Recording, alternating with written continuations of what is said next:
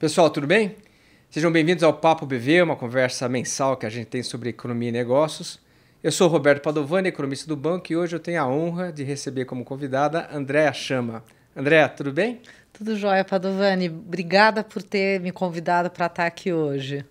Não, obrigado, eu que digo, porque tua agenda é complicada, né? Então a gente sabe que é uma oportunidade única.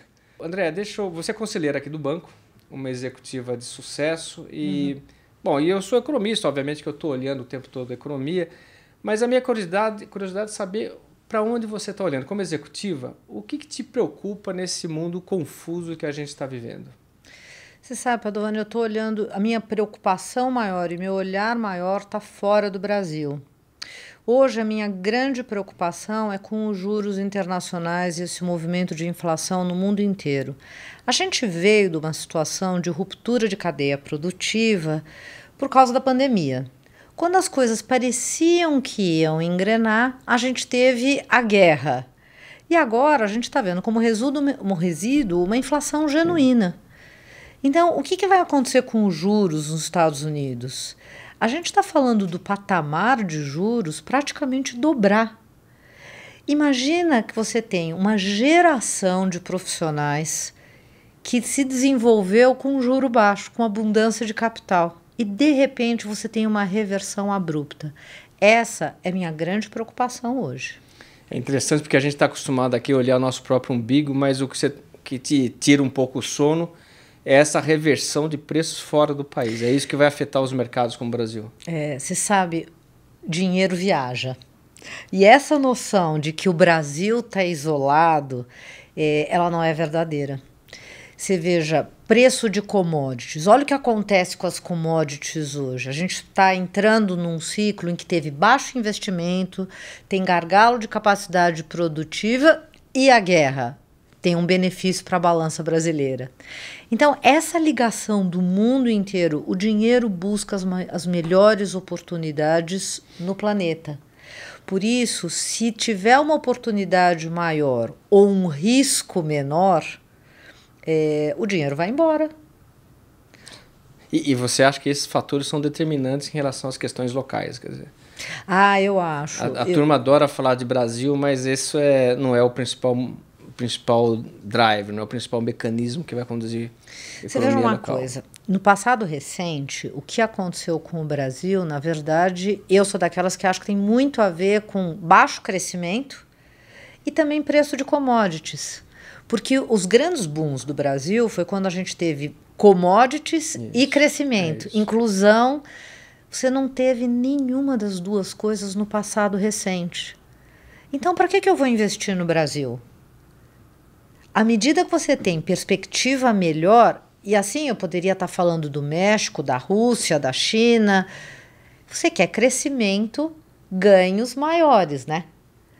Cadê o ganho no Brasil nesse momento? Eu não acho que a gente deteriorou. Eu acho que o Brasil está passando por uma fase de desafio de baixo crescimento. Essa é uma questão importante. Mas a grande diferença hoje, o que mudou no planeta todo?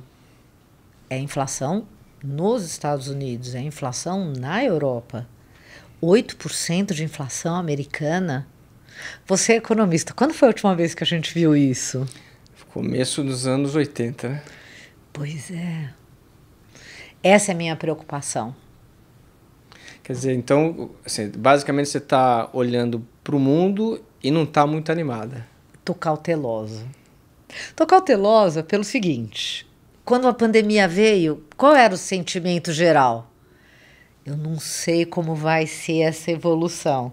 Então, eu estou cautelosa, porque eu acho que à medida que você tem retorno com baixo risco, o que eu quero dizer? Ao invés de comprar ativo de risco, eu tenho retorno em renda fixa americana, eu acho que a gente pode ver o dinheiro todo indo para os Estados Unidos para título americano. Interessante. Interessante, viu, André, que eu estava esperando você falar da taxa básica de juros no Brasil, da eleição, da dívida, mas você trouxe um olhar global, que é isso que você acha que está realmente preocupando, né? Agora, como é que isso bate na indústria financeira, bancária, que afinal de contas é onde nós estamos trabalhando aqui? Juros. Toda vez que você tem reversão de juros, a capacidade de pagamento ela fica impactada. A gente não sabe exatamente o que vai acontecer. Então, o que acontece quando você não sabe exatamente o que vai acontecer? Cautela, porque eu tenho dúvida de como vai ficar a capacidade de pagamento. Então, o que a indústria faz normalmente quando tem reversão de juros? Ela diminui o volume, o ticket, segura um pouco, até porque você tem aí, de novo, você escolhe para quem emprestar. Você pode prestar para o governo a 11,75. Para que você vai emprestar para uma empresa que você tem dúvida se vai pagar? Então, a reversão de juros, para mim, é a grande história. A gente veio de 2% ano passado para quanto a gente vai? Provavelmente para 13,50, alguma coisa acima de 13. De novo, é a mesma preocupação que eu tenho com relação ao mercado americano. É a magnitude da mudança. Então, eu que estou numa empresa, eu tinha um fluxo de caixa, tomei um empréstimo, vendo uma capacidade de pagamento, de repente o custo aumenta muito. E geralmente, quando o juro aumenta, a gente vê desemprego, né? Eu tenho a preocupação com o desemprego no mundo. Eu me preocupo um pouco com o que vem de crescimento, ou melhor, o que não vem de crescimento. Então, eu acho que nós vamos ver cautela do mercado financeiro como um todo com relação aos empréstimos. André, eu estava ouvindo suas respostas e é inevitável pensar que você teve uma carreira brilhante e de sucesso. Você é uma administradora, conselheira de empresas, teve passagens importantes nos bancos internacionais, Citibank, ABN, ING, Merrill. Enfim, qual é o segredo de ter tido sucesso num mercado de trabalho difícil, principalmente no mercado de trabalho marcado por ser um ambiente masculino? Qual que é a dica que você dá? Prepara. Eu acho que eu tinha claro o seguinte. Primeiro, quando você é mulher, na época que eu vim, não era uma escolha óbvia. Segundo, eu era brasileira. Globalmente, o brasileiro não era uma escolha óbvia. Então, você tinha que fazer tudo melhor. Então, eu acho que assim, eu sempre me preparei mais, eu sempre estudei mais.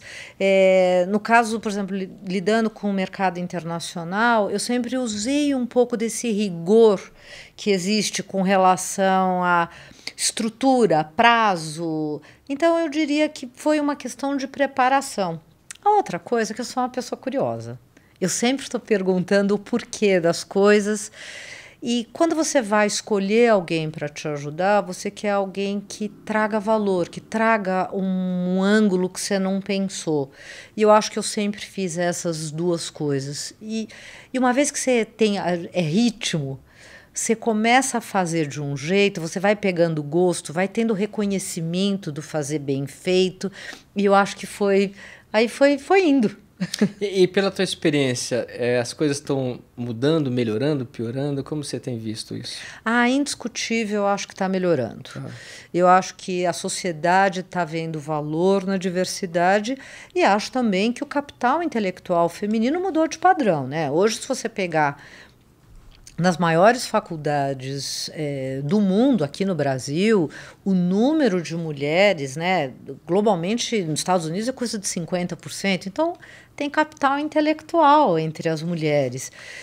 E eu não vou falar só de mulheres, tá? Eu acho que a diversidade do ponto de vista background cultural, eu acho que o Brasil teria um imenso benefício de ter mais estrangeiros nas empresas, nos conselhos, porque traz uma forma de comunicação anglo-saxã, né? Brasileiro, a gente tem muita dificuldade de falar não. Não vou, não sei. É o jeitinho brasileiro. O jeitinho brasileiro, ele tem dois lados. Um que a gente acomoda e é bem legal, mas outro que fica com pouca estrutura, né? Então, acho que misturar as coisas é o grande valor que eu vejo. Bom, legal. Eu, por mim, ficaria até o fim do dia aqui batendo papo contigo. Você é uma inspiradora nossa aqui no banco.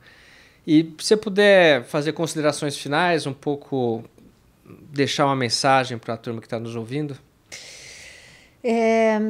Em mercados, a gente costuma falar uma frase que é a seguinte: o primeiro prejuízo é o melhor prejuízo. Quando tem reversão de tendência e você vê uma reversão de tendência, realiza o prejuízo rápido. Não fica esperando. E eu acho que a gente está num mundo da velocidade. Tudo está mais rápido. Então, houve uma mudança de cenário, age de acordo. Está tendo preocupação com juros, revê o fluxo de caixa já. Não fica esperando deteriorar, não.